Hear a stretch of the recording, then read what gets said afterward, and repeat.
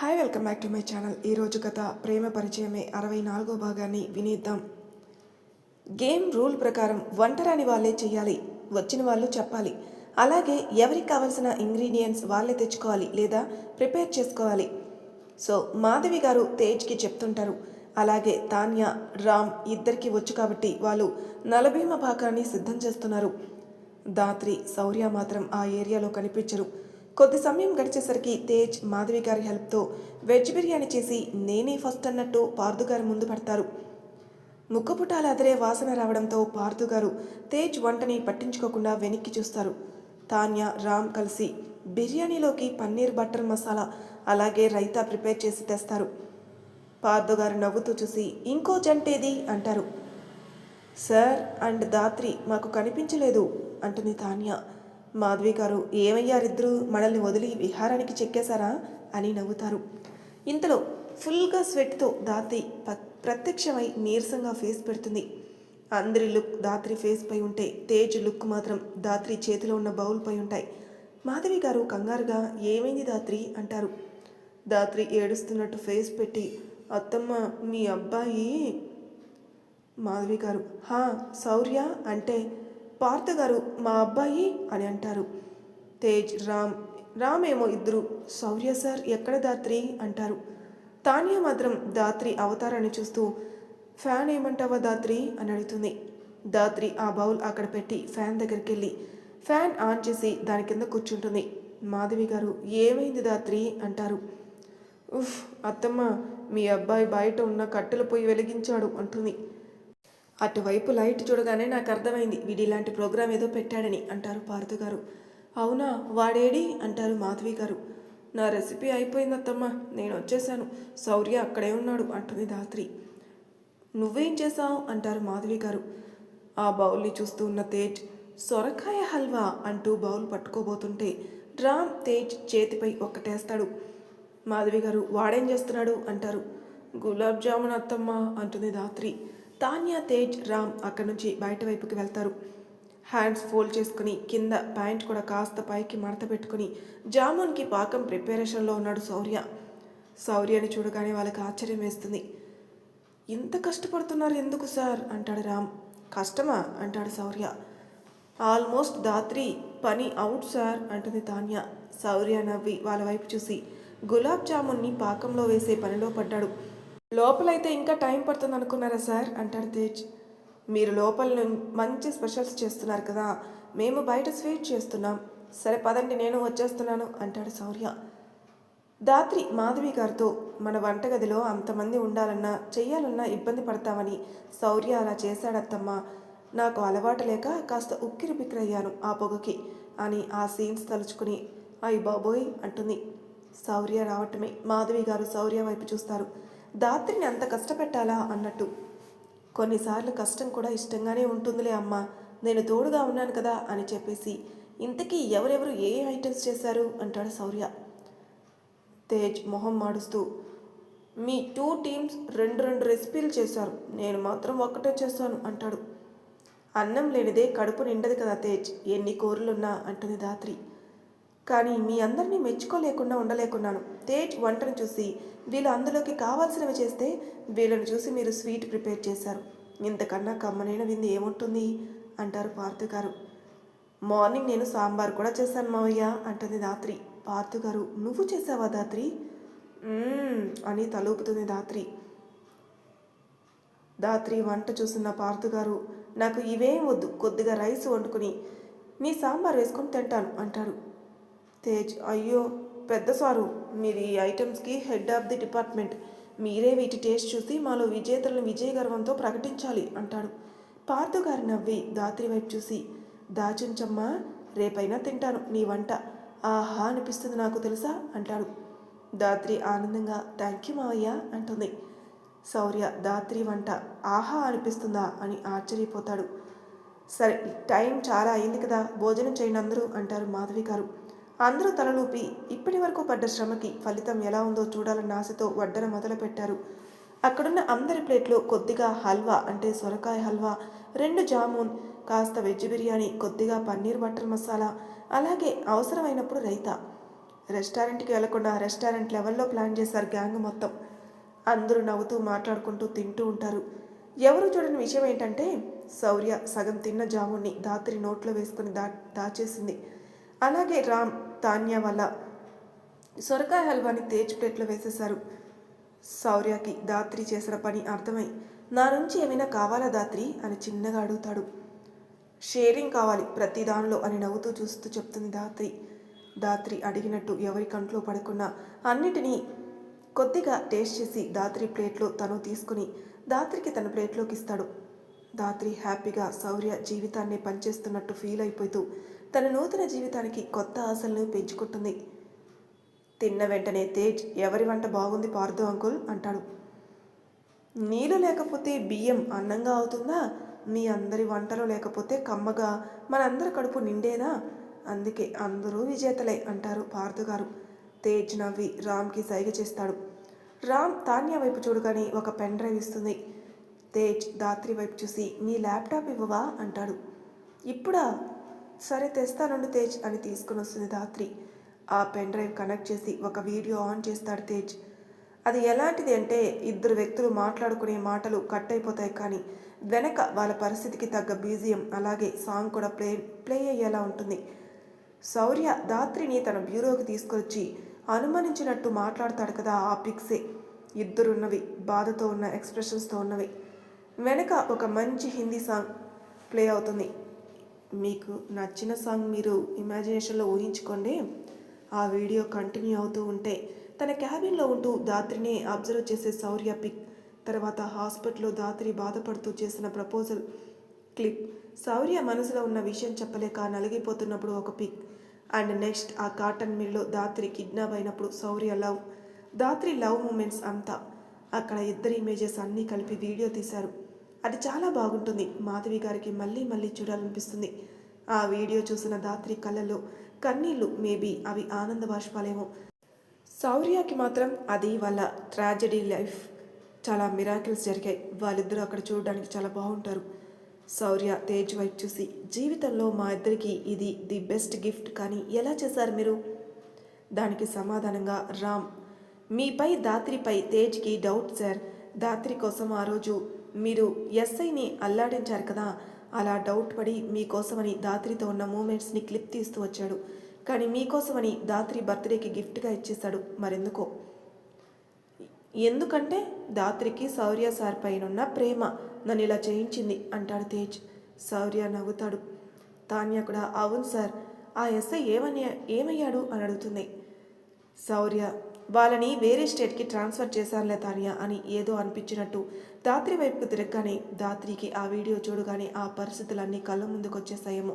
శౌర్యాన్ని మళ్ళీ వదలలేనట్టు చుట్టేసి ఏడుస్తుంది. వాళ్ళెవరికి ఏం అర్థం కాదు.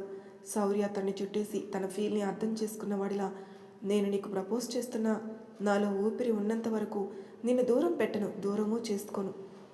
ధాత్రి శౌర్య కళ్ళలోకి తలెత్తి చూస్తుంది. శౌర్య ఏడవద్దని కళ్ళు తుడుస్తాడు. అలా ఉన్న వాళ్ళిద్దరిని మళ్ళీ క్లిక్ క్లిక్ మనిపిస్తాడు తేజ్.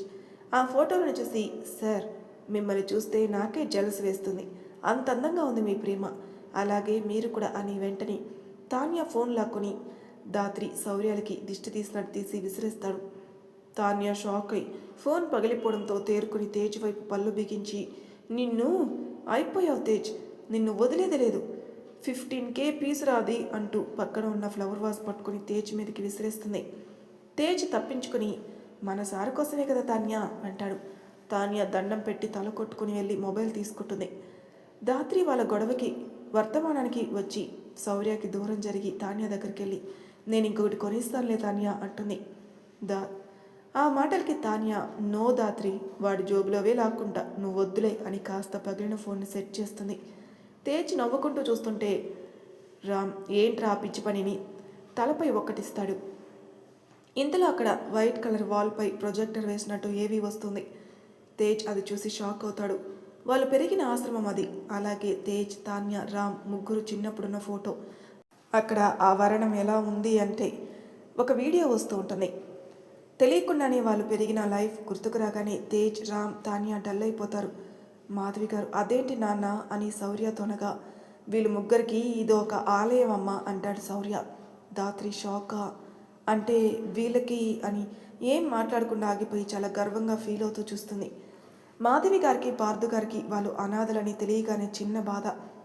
ఎన్ని బాధలు పడ్డారు. ఇలా వీళ్ళ నవ్వు వెనక ఎంత బాధ ఉందో. తేజ్, తాన్య, రామ్ సైలెంట్గా అక్కడి నుంచి వెళ్ళబోతుంటారు. వాళ్ళ జాలిని చూడలేమన్నట్టు. మా సర్ప్రైజ్ చూడరా టీం అంటాడు శౌర్య. వాళ్ళు వెనక్కి తిరుగుతారు. అక్కడ ఒక ఆవిడ పిక్ డిస్ప్లే అవుతుంది. అందరూ ఎవరు అన్నట్టు చూస్తుంటే మాధవి గారు కూడా తను ఊహా కదూ పార్థు గారు కూడా గుర్తుపడతారు. ఆమె శ్రీమతి ఊహా సిందర్ అంటాడు శౌర్య. మా ఫౌండేషన్ హెడ్ నేమ్ సార్ అంటాడు తేజ్. ఎస్ తేజ్, ఆ ఆశ్రమంలో ఉన్న ప్రతి ఒక్కరి బాధ్యత ఆమెదే. ఆ ఫౌండేషన్కి కర్త ఆమె అంటాడు శౌర్య. మా ఫౌండేషన్లో ఎందరికో మంచి లైఫ్ ఇచ్చిన ఆమెని కళలో కూడా చూస్తాం అనుకోలేదు సార్. ఆవిడ ఇక్కడ ఉండరు అని విన్నాం అంటాడు తేజ్. అవును, ఆమె వల్లే నాకు మీరు తెలుసు అంటాడు శౌర్య. అంటే మేము ముందే తెలుసా సార్ అంటాడు రామ్. మీకు మేడం తెలుసా సార్ అని అడుగుతాడు తేజ్. తాన్య మాత్రం షాక్లో ఉంటుంది. వాళ్ళ గురించి శౌర్యకి పూర్తిగా తెలియడంతో. దాత్రికి మాత్రం సగం అర్థం కానట్టుంటుంది. మీ ఫౌండేషన్లో నన్ను కూడా పార్ట్నర్ని చేశారు ఆంటీ. అప్పుడు చూసా మీ బయోడేటా. మీలో టాలెంట్ ఉందని సిబిఐకి వచ్చేలా ప్లాన్ చేశా. నా టీం అయ్యేలా చీఫ్ని రిక్వెస్ట్ చేశాను. నాకు మీ ముగ్గురి వర్కింగ్ అన్నా థింకింగ్ అన్నా అంత ఇష్టం అంటాడు శౌర్య. తేజ్, రామ్ ఇద్దరు వెళ్ళి శౌర్యని హక్ చేసుకుంటారు. దాత్రి మాత్రం ఊహ ఎవరు అని థింక్ చేస్తూ ఆవిడ పిక్ చూసి చాలా అందంగా ఉంది, ఆవిడకి కూతురుందా, నా శౌర్యాన్ని పట్టుకుపోతుందో అనుకుంటుంది. శౌర్య నవ్వుతూ వాళ్ళ చుట్టూ చేతులు వేసి మనం ఇలానే ఇంకెన్నో చేయాలి టీం అంటాడు. రామ్, తేజ్ ఎస్ సార్ అంటారు. మాధవి గారు తాన్యాని గమనించి భుజంపై చెయ్యి వేస్తే తాన్య ఏదో ఆలోచనలో ఉండి అనాథ అని తెలిస్తే ఏదో ఖండం నుంచి వచ్చినట్టు వింతగా పేదరికం అనుభవిస్తున్న దరిద్రుల్లా తినడానికి చెయ్యి చాచి అడుక్కునేవాడిలా జాలి చూపించే వాళ్ళే ఎక్కువ. మేము ఇంత మంచి వాళ్ళం, మేము ఇంత సహాయం చేశామని చంకలు కొట్టుకునే వాళ్ళు ఎక్కువ. కానీ శౌర్య సార్ అన్నీ తెలిసి మమ్మల్ని అందరిలా చూడటం అని పైకనేస్తుంది. తాన్య మాటలకి అప్పటికే రామ్, తేజ్ శౌర్యకి దూరం జరుగుతారు. తేజ్ తాన్యతో శౌర్య సార్ అంటేనే స్పెషల్ కదా తాన్య, అందుకే అంటాడు. తేజ్ గద్గద స్వరానికి తాన్య ఈ లోకంలోకి వచ్చినట్టు ఉలిక్కిపడి తన మనసులో అనుకుని పైకి అనేసిందని అర్థమై బిత్తరు చూపులు చూస్తుంటే ఇవేమీ పట్టించుకోకుండా దాత్రి, ముందు ఇది చెప్పు శౌర్య, ఆమెకు కూతురుందా అంటుంది. ఎవరికి అంటాడు శౌర్య. దాత్రి ఆ ఇమేజ్ని చూపిస్తూ ఈ ఊహా సిందర్కి పార్ట్నర్ చేసుకుంది అంటున్నావు కదా, కూతురుంటే పెళ్లి చేసుకోమంటుందేమో, చేసుకుంటావా, నన్ను వదిలేస్తావా, ఎంతో అమాయకంగా ఇంకెంతో బాధగా అడుగుతుంది. శౌర్య, ఆవిడ చేసుకోమంటే చేసుకుంటాలే అంటాడు. దాత్రి అక్కడే కూర్చొని పోతూ అంటే నాకు అన్యాయం చేస్తావా అంటుంది. ఆమెకి కూతురు లేదు అని మాధవి గారు చెప్పబోతుంటే శౌర్య కన్ను కొడతాడు. మాధవి గారు సైలెంట్ అవుతారు. శౌర్య ఏడిపిస్తున్నాడని అర్థమై అందరూ నవ్వేస్తుంటారు చిన్నగా. శౌర్య దాత్రి దగ్గరికి వెళ్ళి ఆ అమ్మాయి నీకు కూడా నచ్చుతుంది దాత్రి, చాలా బాగుంటుంది. దాత్రి కళ్ళెత్తి నాకన్నా బాగుంటుందా, నాకన్నా నేను ప్రేమిస్తుందా, నాకన్నా నిన్ను బాగా చూసుకుంటుందా, నాకన్నా నిన్ను బాగా అర్థం చేసుకుంటుందా, నాకన్నా నిన్ను బాగా ఆట పట్టిస్తుందా, నాకన్నా బాగా అల్లరి చేస్తుందా అంటుంది. శౌర్య నవ్వుతూ దాత్రి చేతుల్ని పట్టుకుని ఎన్నిసార్లు చెప్పాలి తింగరి, నా హృదయాన్ని నీకన్నా ఎవరూ ఆక్రమించలేరు, నేను చచ్చినా నిన్ను వదలను అని నిన్న నైట్ ప్రామిస్ చేశాను కదా, ఇంత అనుమానం ఏంటి నాపై, నా ప్రేమపై నమ్మకం ఉందాలే. దాత్రి చేయి అడ్డుపెట్టి నాకు దూరం అవుతావనే భయం తప్ప నాకేం బాధలేదు. ఎంత ప్రేమున్నా కొన్నిసార్లు బంధాలు బాధ్యతలు మన చేతుల్ని కట్టేస్తాయి, పెనవేసుకున్న చేతుల్ని విడదీస్తాయి. శౌర్య దాత్రిని చూసి తింగరి అనే పేరుకి సార్థకం చేసుకుంటావే, ఒక్క క్షణంలో ఎంత గొప్పగా ఆలోచిస్తావు, మరుక్షణంలోని పిచ్చిదానిలా మాట్లాడతావు అని తలపై తడతాడు. వారిని అలా చూసి మాధవి గారు, పార్థు గారు ఒకరినొకరు చూసుకుని వాళ్ళ బిడ్డలిద్దరూ కలకాలం చల్లగా ఉండాలని అనుకుంటారు. తేజ్, సార్ మీ ఇద్దరిని పెట్టి ఒక మంచి రొమాంటిక్ మూవీ ప్లాన్ చేయొచ్చు సార్ అంటాడు. రొమాంటిక్గానా అంటాడు శౌర్య. అయితే దాత్రి వద్దు తేజ్, ఇంకో అమ్మాయిని చూడు అంటాడు. దాత్రి మూతి ముడిచి శౌర్య ఎదపై కొడుతూ నేను కాకుండా ఇంకో అమ్మాయిని నీ నోటి నుంచి విన్నానంటే నీ మనసుని నా మనసుతో కలిపి కుట్టేస్తాను అంటుంది. అంటే ఆపరేషన్ చేస్తావా నా మనసుకి అంటాడు శౌర్య. ఆల్రెడీ చేసేసాను, నీ మనసులో నేను బందీ అయి ఉన్నాను, నా మనసులో నువ్వు బందీగా ఉన్నావు అంతే, ఇంకెవరిని కలలో కూడా ఊహించకు అని కాస్త చిన్నగా, కాస్త కోపంగా, కాస్త ప్రేమగా చెప్తుంది ధాత్రి. ధాత్రి తింగరి మాటలకి శౌర్య నవ్వుతూ తలూపుతాడు. ఎన్నో ఎమోషన్స్ని ఆ రోజు అందరూ పంచుకున్నారు, సంతోషాన్ని పెంచుకున్నారు. కానీ ఇద్దరు మాత్రం వాళ్ళ హృదయంలో ఉన్న భారాన్ని ఎవరితో పంచుకోలేకపోయారు. బాగా నైట్ అవడంతో ఎన్నో జ్ఞాపకాలు నింపుకొని తేజ్, రామ్, తాన్యా హ్యాపీగా వాళ్ళకి ఒక ఫ్యామిలీ ఉందన్నంత ఫీల్లో అక్కడి నుంచి వెళ్తుంటే మాధవి గారు వాళ్ళ ముగ్గురికి మమకారం తెలిసేలా ఓ అమ్మల నొసటిపై ముద్దు పెట్టి అప్పుడప్పుడు వస్తూ ఉండండి అంది. పార్థు గారు రామ్ తేజులని హక్ చేసుకుని మీ ఇల్లే అనుకొని రండి అంటాడు. వాళ్ళు కూడా తలూపుతారు. శౌర్య ధాత్రి ఇద్దరు బయటకు వస్తారు. వాళ్ళు స్టార్ట్ అవ్వబోతుంటే ధాత్రి తాన్యా చేయి పట్టుకొని, మీరు మిమ్మల్ని అనాథ అని ఎందుకు అనుకుంటున్నారు? నీకు అన్నగా రామ్ ఉన్నాడు, ఓ బావలా ఆట పట్టించే తేజ్ ఉన్నాడు, ఇప్పుడు నిన్ను ప్రేమించే హర్ష ఉన్నాడు, అక్కలా నేనున్నాను, ఇంకా నా హస్బెండ్ అంటే మీ సార్, మీకు కొండంత అండ అయిన మిస్టర్ అతిబలా ఉన్నాడు, అత్తమ్మ ఉంది, మావయ్య ఉన్నారు, ఇంకెప్పుడు నేను అనాథనని నువ్వు అనుకోకు, మీరిద్దరు కూడా మీకు ఒక కంప్లీట్ ఫ్యామిలీ ఉంది అంటుంది. తేజ్, రామ్ ఒకరినొకరు చూసుకుని అవును మాకు ఒక ఫ్యామిలీ ఉంది అని చాలా ఆనందంగా చెప్పుకుంటారు. నాకు నువ్వు నీకు నేనని అనుకున్న ఇద్దరు స్నేహితులు, ఏమున్నా వాళ్ళతో పంచుకోవచ్చు అనుకున్న స్నేహితురాలు, కొత్తగా కలిసిన బంధాలు, జీవితం మళ్ళీ సరికొత్తగా మొదలైంది ఏమో అనిపించింది వాళ్ళకి. శౌర్య వాళ్ళ భావాల్ని చదివిన వాడిలా నవ్వుతూ చూస్తూ అలా ఉండిపోయాడు వాళ్ళ ఆనందాన్ని చూస్తూ. కాసేపటికి వాళ్ళు సెలవు అని వెళ్ళిపోయారబ్బా. శౌర్య ధాత్రి చుట్టూ చేయి వేసి once again wish you many more happy returns of the day baby doll అంటాడు. ధాత్రి నవ్వుతూ thank you sir, thank you Shaurya, లైఫ్లో ఫస్ట్ టైం నా బర్త్డే రోజు చాలా మెమరీస్ కలెక్ట్ చేసుకున్నాను అంటుంది. శౌర్య నవ్వుతూ ధాత్రి బుగ్గపై అంటీ అంటున్నట్టు ముద్దిచ్చి నవ్వుకుంటూ ఫాస్ట్గా వెళ్ళిపోతాడు. ధాత్రి బుగ్గపై చెయ్యి వేసి తడుముకొని మాయ చేసేస్తాడు ఈ శౌర్య అనుకుంటూ వెనకే వెళ్తుంది. మాధవి గారు పార్థు గారు ఏదో మాట్లాడుకుంటూ ఉంటారు. శౌర్య వెళ్ళగానే మాధవి గారు మనం ఆ గుడికి స్టార్ట్ అవుదామా శౌర్య అంటారు. ఇప్పుడా అమ్మా అంటాడు శౌర్య. హా అంటారు మాధవి గారు. సరే అమ్మా నీ ఇష్టం, నీకెలా అనిపిస్తే అలా, కానీ నీ హెల్త్. నాకేం కాలేదులే శౌర్య, నువ్వు ధాత్రి రెడీ అవ్వండి అందరం వెళ్దాం అంటారు మాధవి గారు. ఎక్కడికత్తమ్మా అంటుంది ధాత్రి. గుడికి ధాత్రి, ఇప్పుడు బయలుదేరితే రేపు దర్శనం చేసుకోవచ్చు అంటారు మాధవి గారు. అవునా, కానీ ఇప్పుడు వెళ్ళాలంటే వెహికల్ లేదు కదా అంటుంది ధాత్రి. శౌర్య అది నిజమే అనుకుని మాధవి గారిని చూస్తూ గౌతమ్ కార్ తెప్పిస్తాలే అమ్మా, మీరు రెడీ అవ్వండి అని గౌతమ్కి కాల్ చేస్తాడు. ధాత్రి గదిలోకి వెళ్ళి ఇప్పుడు స్నానం చేయాలా వద్దా అనుకుంటూనే లగేజ్ సర్దుతుంది. శౌర్య అలా మెరుపులా వచ్చి వెళ్ళిపోతాడు. ధాత్రి శౌర్య వచ్చాడా లేక భ్రమపడ్డానా అనుకుని ఇద్దరికి కొన్ని బట్టలు సర్దేసి టైం వైపు చూసి తల పక్కకు తిప్పుతుంది. ఎప్పుడు చూడనిది, కళ్ళకి ఇంతవరకు దొరకనిది చూస్తున్నట్టు అలా మాయగా నిల్చొని ఉంటుంది. మరి తర్వాయి భాగంలో ఏం జరుగుతున్న నెక్స్ట్ ఎపిసోడ్లో తెలుసుకుందాం. అంతవరకు నా ఛానల్ సబ్స్క్రైబ్ చేయని వాళ్ళు ప్లీజ్ సబ్స్క్రైబ్ చేసుకోండి, లైక్ చేసి షేర్ చేయండి, మీ అభిప్రాయాలు నాకు కామెంట్ రూపంలో తెలియజేయండి. Thank you for listening.